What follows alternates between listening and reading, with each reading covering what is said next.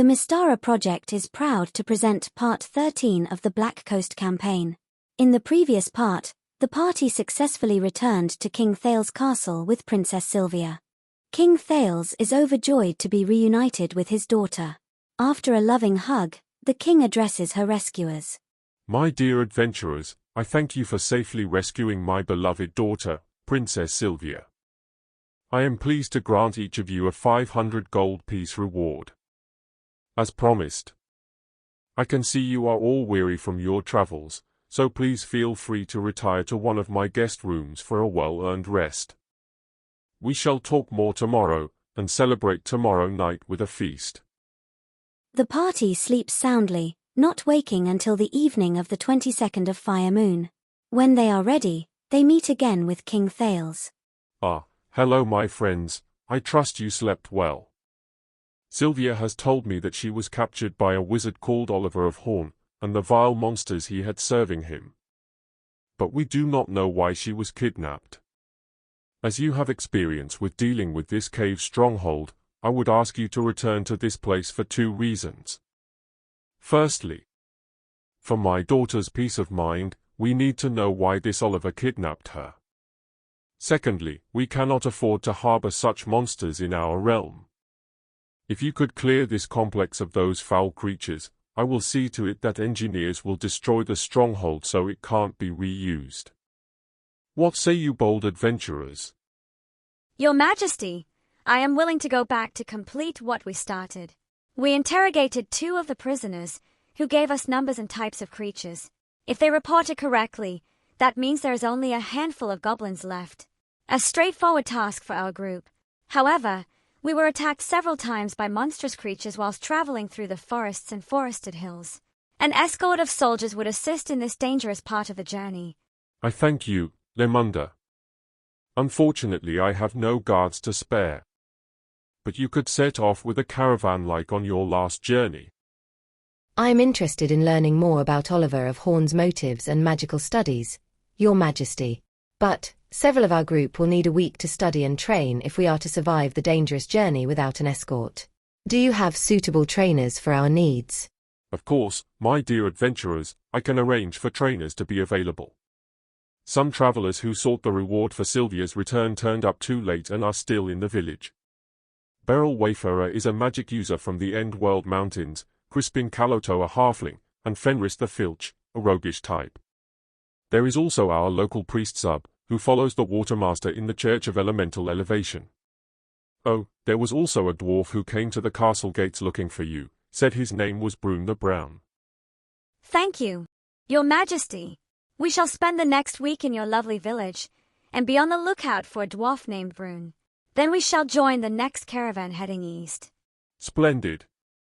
I dispatched a messenger at first light this morning to Carrick City, to let them know Sylvia is safe, and to confirm a new date for the wedding. Now let's celebrate your rescue of my daughter and her safe return. King Thales' feast was generous, merry and enjoyable. The next day, Fire Moon the 24th, the characters commenced their training. Triac and Timon were trained by the local priest, Zub. Saudara studied with Beryl Wayfarer. Beryl taught her the shield spell. Fenris the Filch taught Amble a few tricks to improve her skills. And Bagol was trained by Crispin Caloto. During her lunch break, Saudara gathers up the loot that she saw glow when she cast Detect Magic on it, and takes it to the marketplace. She sees an elderly robed man at a stall called Etife's Identifications and Inventory. For 100 GP per item, Etife goes behind a curtain and reappears some turns later. He reveals to Saudara what the items are. Quite the haul you have here, Miss Saudara. The 4 light blue potions will provide basic healing for your wounds. The clear liquid potion grants invisibility. The dagger is magical, but at the lowest strength. This ring will generally protect the wearer, but also at the lowest strength. The wand is the most intriguing. If it is pointed at a living creature and the word, Darful, is spoken, that creature may be paralyzed. However, I think there was more to this wand at one time. There appears to be another command word that turns victims to stone, but that appears to be attuned to a particularly evil practitioner of the magical arts. Where did you find this? We slew a wizard named Unzuf in the ruins of the Tower of Xenopus in Port Town. This wand was in a drawer of his desk. Oh no. We did see some rather lifelike statues in his lab. I see. Be careful with that wand, Miss Sardara. Whilst Lamunda is walking through the village marketplace on the morning of the 24th of Fire Moon, everyone in the marketplace is suddenly paralyzed with fear. 4 terrifying humanoid creatures covered in bandages walk awkwardly through the marketplace. After they pass and the villagers recover, Priest Zub is called for. He deduces that the creatures are probably mummies seeking a defiler of the tomb they were guarding. He advises that they are beyond his power to deal with and cautioned that they must be avoided. By the early afternoon the mummies had wandered off. Lamunda was looking to buy some vegetables, when she was suddenly reprimanded by the market reeve for being armed in the marketplace. Lamunda apologized, but the reeve continued to berate her, then he stormed off. Lamunda's bad day continued. Mid-afternoon, a bowyer told her off for being one of those adventurer types, when she started perusing his wares. Seems like he only liked dealing with hunters. As the sun set, Lamunda again came across another grumpy merchant. A jeweler on this occasion accused her of casing his wares. The next morning, Lamunda the eternal optimist ventures once more into the marketplace. Suddenly an elderly man clutches his heart and collapses. Lamunda rushes over to help the man and manages to revive him. The man thanks her profusely and insists she accept his amulet as a gift. At his insistence she promises to wear it. The next day, around lunchtime, a prisoner starts attacking his guards. Lamunda steps in and helps restrain the prisoner. Later that day, 3 of the mummies return, causing panic in the village again, before wandering off. The next day is uneventful, but mid-morning of the 28th of Fire Moon, Lamunda gets into an argument with a scribe. The scribe complains that he has no tax record for the goods Lamunda and her companions brought into the village. Lamunda insists that she and her companions are guests of King Thales and the scribe should mind his own business. After minutes of arguing, the scribe storms off, warning Lamunda she has not heard the last of this. About an hour after the incident with the scribe, a constable approaches Lamunda. The constable introduces himself as Roke, and thanks Lamunda for rescuing Princess Sylvia and helping the guards restrain the prisoner a few days ago.